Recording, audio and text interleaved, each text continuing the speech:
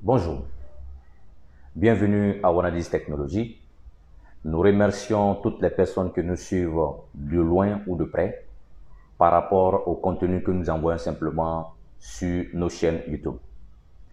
Nous avons remarqué que la plupart des techniciens ont du mal automatiquement à faire des réparations pointues, techniques et professionnelles. C'est l'une des raisons pour laquelle cette vidéo serait consacrée spécialement sur des thématiques spécifiques, de manière tangible, pour que vous puissiez vraiment être des techniciens parfaits. Mais de manière simple, nous allons prendre exactement une thématique la plus utilisée. Et cette thématique, simplement, c'est quoi? C'est un problème d'affichage. Effectivement, c'est vrai, le problème d'affichage est devenu aujourd'hui simplement un problème crucial simplement pour des techniciens qui font des réparations.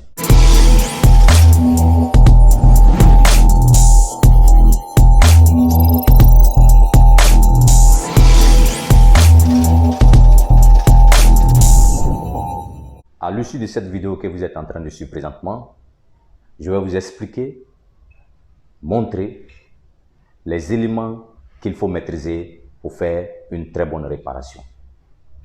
Parler de réparation, c'est de connaître les composants que je dois toucher. Parler simplement de problème d'affichage, c'est de connaître le rôle des éléments qui sont à la base de l'affichage. Si nous prenons une machine, un ordinateur, comme celle-ci que vous voyez, elle regorge autant de pièces.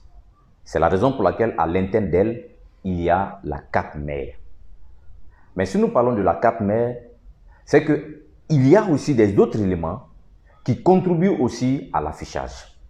Le secret du jour, il est simple. J'ai un problème, c'est l'affichage. La solution, c'est quoi? Très simple. Pour connaître simplement cette solution, c'est de connaître 1. Le nom du composant. 2. Les appellations du composant. 3. Le signe ou l'image du composant. 4. Le rôle joué par le composant. Et ensuite, son rôle inversé est appelé la panne d'affichage, qui est le 5e point. Donc, voilà exactement ce qu'il faut toucher. Prenons ici quelques éléments. Je prends le premier élément qui est appelé la RAM, plus précisément que nous appelons la barrette mémoire.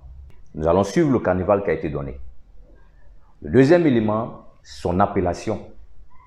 Son appellation, généralement, la barrette mémoire est appelée RAM, est appelée Random Access Memory, est appelée mémoire vive.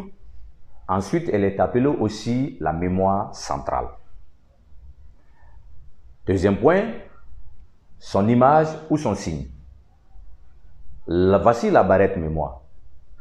Cette barrette mémoire, elle peut avoir une fente ou 2 fentes. Ces éléments sont appelés les détrompeurs. Donc, nous voyons simplement que la barrette mémoire est comme une règle et ensuite, elle regorge simplement des petits points noirs dessus que nous appelons les cases mémoire. Ces éléments-là vont jouer des rôles palpables. En troisième position, le rôle de la barrette mémoire, c'est une pièce qui se trouve au sein de notre ordinateur qui contribue à l'affichage de notre ordinateur. Ça, c'est son premier rôle. Son deuxième rôle, il permet d'aider le microprocesseur à conserver les données lorsque ce processeur est en train de travailler parce que la barrette mémoire joue le rôle de mémoire volatile. Ça veut dire qu'elle garde les informations lorsqu'il y a la présence de courant et ensuite elle perd les informations lorsque le courant part en elle. Donc, c'est la raison pour laquelle on l'appelle encore la mémoire volatile parce qu'elle volatilise complètement les données. Second élément, nous devons passer à la phase du problème créé par la machine. Un élément simple. La panne simplement d'affichage peut être liée simplement à la barrette mémoire. Mais comment? Prenons cette machine, nous voyons simplement qu'à l'interne, il y a 1, 2, 3 et 4 banques mémoire. Nous avons ici 2 barrettes mémoire qui se trouvent à l'interne. Donc, lorsque l'une d'entre elles n'est pas bonne, la machine ne va pas afficher. Donc, d'où encore les barrettes mémoire jouent le rôle simplement d'interrupteur, c'est-à-dire que ça ouvre et ça ferme le circuit. Donc, quand un circuit qui devait être ouvert est fermé, le message ne passe pas exactement comme ça se doit. Donc, voilà encore l'une des pannes. Maintenant, la solution, elle est quoi? La solution simplement, c'est de trouver ce qu'on appelle le rôle inversé. On dit simplement que cette barrette mémoire, elle est en panne. C'est automatiquement de passer à des méthodes que nous appelons les méthodes d'élimination pour trouver la solution. J'ai ces deux barrettes mémoire. Pour pouvoir trouver la méthode d'élimination, c'est de faire quoi? C'est d'enlever toutes les deux barrettes mémoire. Ensuite, je vais prendre simplement juste du papier RAM, comme ça. Et je vais mettre simplement la barrette sur le papier. Je le mets simplement sur ce flanc, comme vous le voyez. J'essaie de le nettoyer comme ça, en faisant des va-et-vient. Voilà, comme ça. Et vous allez remarquer, vous voyez, qu'il y a de la saleté. Donc, ce qui veut dire que la barrette là en question, elle est sale. Lorsque nous avons une autre barrette encore, c'est de faire la même chose. Ensuite, nous allons prendre la dite barrette et nous la mettons, c'est-à-dire juste la première barrette. Nous mettons la première barrette au niveau de la machine. Nous allumons complètement la dite machine. Si nous remarquons effectivement que cette machine-là n'affiche pas, qu'est-ce que nous faisons? Nous déposons complètement cette barrette et ensuite nous prenons la deuxième. Nous faisons exactement les mêmes actions. Je fais ça, je prends celle-ci, comme ça. Vous voyez, elle aussi, elle est sale. Ensuite, nous mettons la deuxième barrette mémoire. Lorsque la machine affiche, nous nous en rendons compte effectivement que c'est parmi les deux, c'est celle-ci qui n'est pas bonne, mais celle-ci, elle est bonne. Donc, qu'est-ce qu'il faut faire? Il faut la remplacer par une autre barrette qui est équivalente exactement à celle-ci. Cette méthode-là est appelée la méthode d'élimination. Nous avons éliminé pour pouvoir repérer complètement la barrette mémoire afin de trouver automatiquement la dite barrette. Le second élément qui est aussi très important pour les réparations de ce genre, lorsque la machine en question ne parvient pas à afficher, c'est automatiquement d'enlever les deux barrettes mémoire. Le maintenancier a toujours des pièces de rechange. Je regarde le modèle de la barrette mémoire qui a été enlevée. Vous allez voir, soit c'est écrit PC2, PC3 ou PC4. Alors, en fonction simplement du modèle ou de la référence qui se trouve sur votre barrette mémoire, lorsque vous avez exactement une pièce identique comme celle-ci et qui est en bon état chez vous, vous la mettez, vous allumez complètement la dite machine et vous allez voir que la machine va s'afficher. Et si elle l'affiche automatiquement, vous comprendrez effectivement que au niveau simplement de la machine A où on a enlevé ces deux barrettes mémoire, soit les deux barrettes là ne sont pas bonnes ou soit c'est l'une parmi elles qui n'est pas bonne. Mais à retenir, la barrette mémoire n'est pas le seul composant qui est simplement à la base du problème d'affichage. Il y a d'autres éléments aussi que nous devons étudier. Donc nous allons passer à la phase du deuxième composant pour que vous puissiez vraiment être outillé dans le cadre des réparations. Le deuxième élément de notre cours est basé sur ce qu'on appelle le microprocesseur. Généralement, son appellation, on dit Central Processing Unit. Par diminutif, on dit processeur. Son image, comme vous le constatez, voici son image. Le troisième point, quel est le rôle joué par le microprocesseur? Alors, le microprocesseur va jouer le rôle simplement de cerveau au sein de notre ordinateur. Ça veut dire que c'est exactement le même cerveau que nous avons. Pour un ordinateur, c'est exactement la même chose. Mais son rôle palpant simplement, il est considéré comme le chef d'orchestre, c'est-à-dire que c'est lui qui donne le coup d'envoi au sein de notre machine pour coordonner complètement tout ce qui se passe au niveau de la dite machine. C'est son premier élément. Son deuxième élément, il permet de traiter les informations de manière automatique, rationnelle au sein de notre ordinateur. Et c'est lui qui permet de coordonner de manière générale toute la transaction qui va se passer et le traitement simplement de notre machine. Donc ça, c'est un rôle en question qu'elle va jouer. Maintenant, quelle est la panne en question qu'elle fait? On a dit simplement que son rôle aussi, il contribue à l'affichage d'un ordinateur. Donc ça veut dire que si un ordinateur n'affiche pas, le rôle inversé, il fait partie de la liste des composants en question qui n'est pas dans notre, qui est dans notre collimateur plutôt, dans le cadre de l'affichage. Alors, une machine que nous recevons au sein de notre entreprise, au sein de notre atelier, il faut automatiquement chercher à diagnostiquer la dite machine. Alors, qu'est-ce qu'il faut faire? C'est de démonter la machine, essayer de la dépoussiérer, remettre les barrettes comme nous l'avons effectué pour la première fois, une à une. Nous remarquons que la machine n'affiche pas. Nous trouvons encore des barrettes mémoire qui sont en bon état chez nous, dans notre atelier. Nous remettons, nous voyons que la machine n'affiche pas. Un élément très simple. Si nous avons une machine de même référence ou une machine qui peut supporter les barrettes mémoire de la machine en question que nous sommes en train de diagnostiquer, pour pouvoir éliminer complètement et connaître exactement si ce sont des barrettes là qui ont les causes ou bien c'est le microprocesseur que nous sommes en train d'étudier, c'est simple. C'est de prendre nos barrettes mémoire et les remettre simplement dans la machine B. Si cette machine-là affiche, ça veut dire que ce ne sont pas les barrettes mémoire là qui ont des problèmes, mais plutôt d'autres composants qui est à la base du problème d'affichage. C'est là qu'il faut toucher maintenant le microprocesseur. Mais comment connaître que c'est le microprocesseur? Très simple. Au niveau du microprocesseur, comme vous le voyez, il y a ce qu'on appelle un radiateur et il y a le microprocesseur qui est en bas. Le radiateur est là, le ventilo est là. C'est d'enlever simplement ce radiateur-là. Et ensuite, qu'est-ce que nous allons faire? Nous allons mettre immédiatement le courant et ensuite nous prenons deux de nos doigts, nous allumons la machine, nous posons sur la tête du microprocesseur. Si le microprocesseur chauffe, c'est-à-dire nous sentons la présence d'une chaleur très forte sur simplement notre paume, ça veut dire que la machine en question, elle doit afficher. Pourquoi? Parce que le microprocesseur est en bon état. Si le microprocesseur chauffe, ça veut dire qu'il est en bon état. Mais au cas où nous mettons notre doigt et nous sentons exactement la non-présence de la chaleur, ça veut dire que le microprocesseur n'est pas en bon état. Qu'est-ce qu'il faut faire? Il faut trouver un autre microprocesseur pareil, identique, et ensuite le remplacer par son équivalent.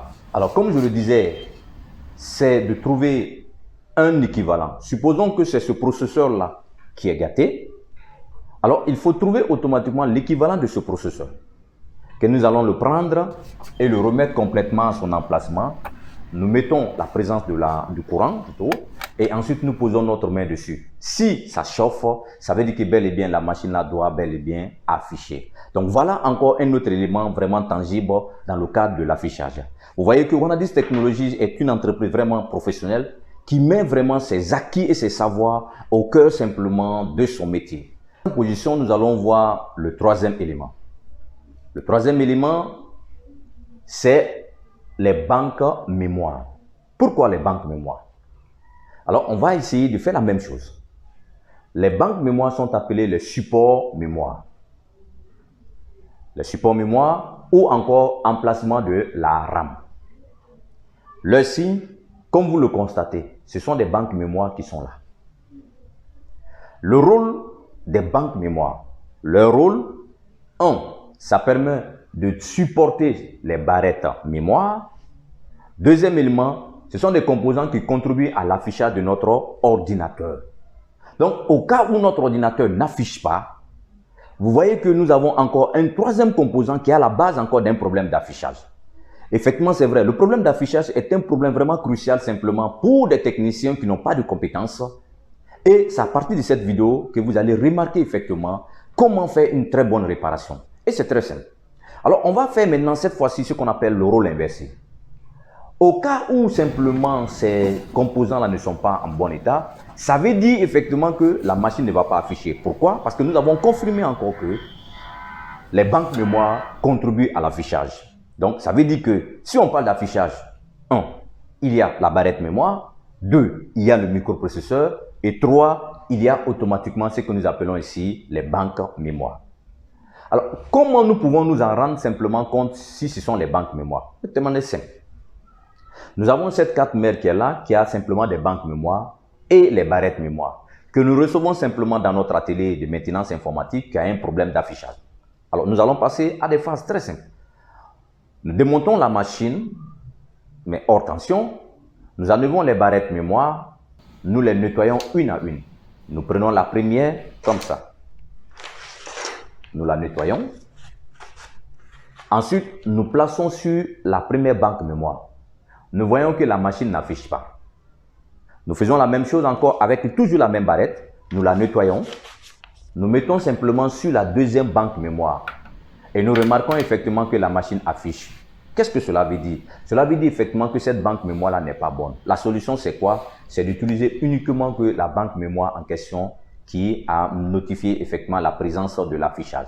Donc, vous voyez effectivement que c'est un élément vraiment crucial dans le cadre de la réparation. Ça, ce sont des réparations purement techniques, mais de manière simple que nous sommes en train de vous expliquer. Nous retenons ici que le problème de l'affichage est un vraiment problème crucial, comme je l'ai toujours notifié.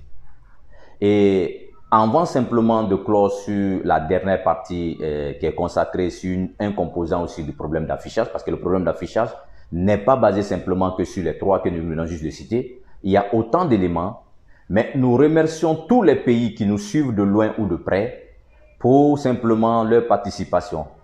Et ensuite, nous demandons à tout un chacun vos commentaires, vos suggestions, vos partages sont exactement une valeur ajoutée pour nous. Mais nous attendons toujours des thématiques vraiment tangibles que vous souhaitez effectivement que Wanadis Technologies puisse décortiquer de A à Z, afin que vous puissiez avoir ce qu'on appelle de l'expertise. C'est de partager simplement notre expérience et de partager notre acquis. En dernière position, un élément aussi simple. Le microprocesseur se trouve au niveau d'un emplacement. Cet emplacement est appelé support processeur. Donc, nous allons l'étudier.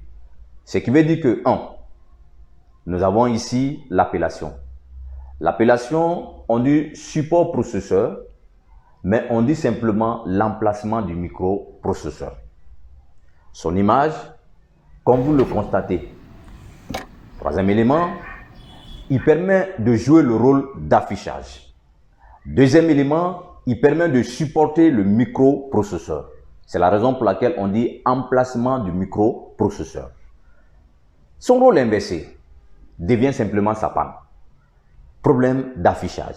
Donc, ça veut dire que lorsqu'il y a un problème d'affichage, le support processeur fait partie aussi de la liste des problèmes d'affichage.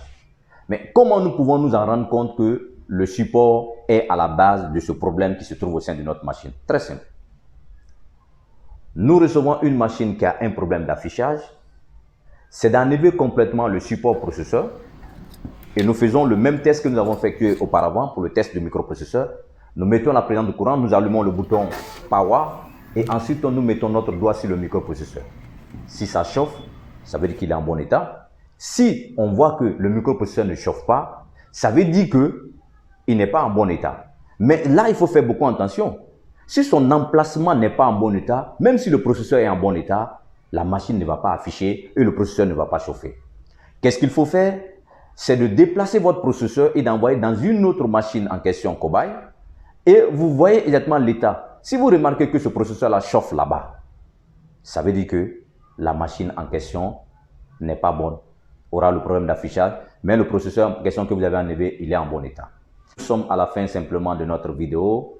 Nous vous remercions simplement de vos suivis sur notre chaîne YouTube et nous vous demandons exactement toujours de partager, de liker, de vous abonner et ensuite nous sommes exactement là pour vous, pour simplement des thématiques aussi vraiment très tangibles que nous pouvons décortiquer pour mettre notre expertise à votre portée. Nous vous remercions et nous nous reprenons pour la semaine prochaine.